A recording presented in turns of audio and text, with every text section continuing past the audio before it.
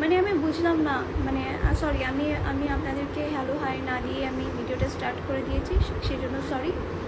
যারা আমাকে নিয়ে ভিডিও বানাইতেছেন, যারা বলতেছেন তানজিল জনি ভাইয়ের সাথে আমার সম্পর্ক, আমি সব কিছু ক্লিয়ার করার পরেও আপনারা বারবার খালি একইভাবে ভিডিও বানায় যাচ্ছে, ক্যাপশনে দিচ্ছেন যে তানজিল জনি ভাই আর অমির সম্পর্ক ফাঁস, হ্যান ত্যান কত কী। তানজিল জনি ভাই আমার বড় ভাই, আমি আগেও বলছি, এখনও বলতেছি।